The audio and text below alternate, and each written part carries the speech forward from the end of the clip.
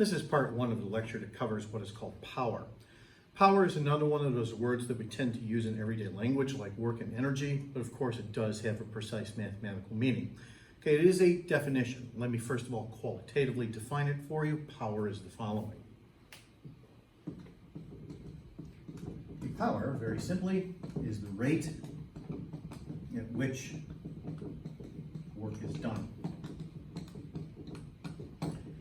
Now, when work is done, energy is used, so then therefore, equivalently, you could describe it as the rate at which energy is used.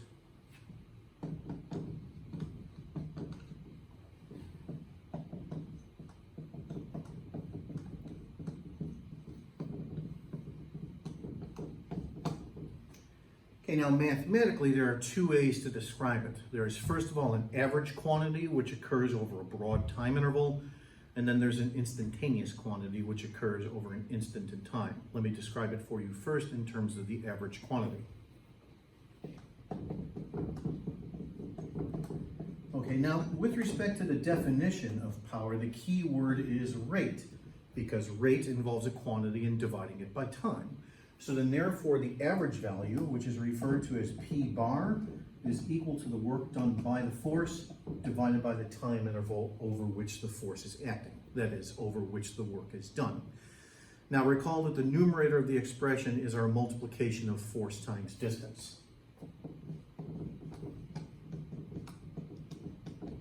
And then we're dividing that by the time interval, like so.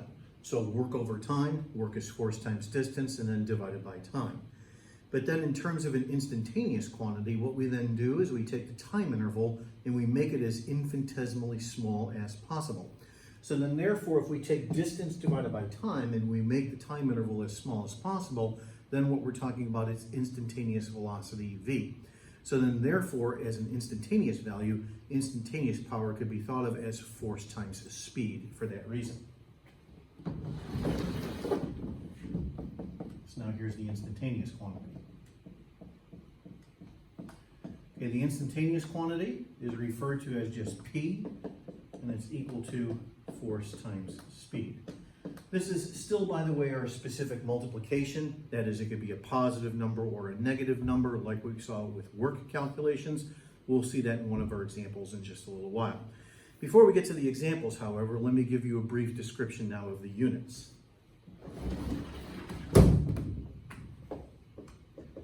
Okay, first of all, in the metric SI system. In the metric SI system, what we're doing is we're taking work and dividing it by time. So that's joules divided by seconds. Okay, a joules per second, however, is given its own name. It's referred to as a watt.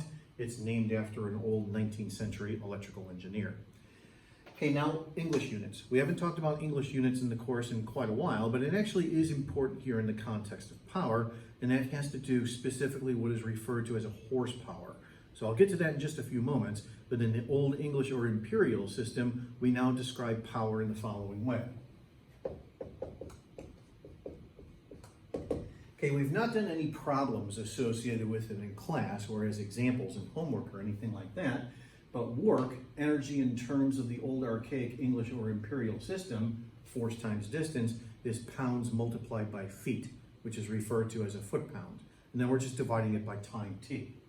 So we have foot-pounds per second. But the reason why this is mentioned here has to do with the old archaic term horsepower.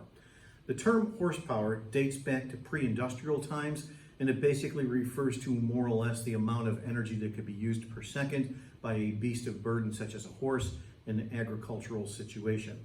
We now specifically use horsepower when talking about mechanical work being done over time with respect to, say, the internal combustion engine. We have quantified 1 horsepower specifically in the following manner. 1 horsepower, which is referred to as HP, is equal to 550 foot-pounds per second, which is the equivalent of 746 watts. Now, of course, you don't need to know this conversion factor here off the top of your head, but in one of the examples that I'll do in a little while, in part 2 of this lecture, I'll give you an understanding as to exactly what is meant by 1 horsepower and ultimately how it relates to automobile engines today. Okay, before we go on to those example problems, I want to mention one more thing about the units here associated with power, and specifically a unit that is used in AP Environmental Science or in one of the environmental science courses. And this is what is called a kilowatt hour. A kilowatt hour is not a unit of power, it's a unit of energy, and it's a unit of energy that is usually used to describe electrical energy consumption.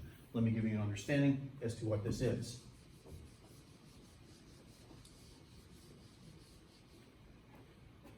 Okay, so a kilowatt hour, this is abbreviated as a kWh. Let's say that you look at your family's electric bill. I know that most of you probably don't do so, but when you start paying it yourself, you'll start to take a look at it. When you look at your family's electric bill, it's going to give you an understanding as to how much energy your family consumed over the course of a month. It's not going to be in terms of joules, however. Instead, it's going to be in terms of kWh, a kilowatt hour, which is also a unit of energy. Here's how a kilowatt hour works. So first of all, the prefix kilo means 1,000. So this is 1,000 watt hours. Okay, and then just from a few moments ago, a watt is a joule per second. And then we're multiplying this by an hour. An hour is 60 times 60 or 3,600 seconds. Okay, notice that the seconds cancels here and here, and then you end up with an amount of joules. It's a large amount, however. 3,600 times 1,000 is 3.6 million. So this is equal to 3.6 times 10 to the 6 joules. That's 3.6 million joules. So 1 kilowatt hour is not a unit of power, it's a unit of energy. It's the equivalent of 3.6 million joules. So because you consume a lot of energy over the course of a month, typical family does so, this then means that your electric bill is not going to be given to you in terms of joules, because if it was, it would be a huge number. Instead, it's given to you in terms of kilowatt hours. So a kilowatt hour is a unit of energy that is used specifically when describing electrical energy consumption. Okay, that concludes part 1 of this brief lecture on power. We'll take a look at a couple of examples in part 2.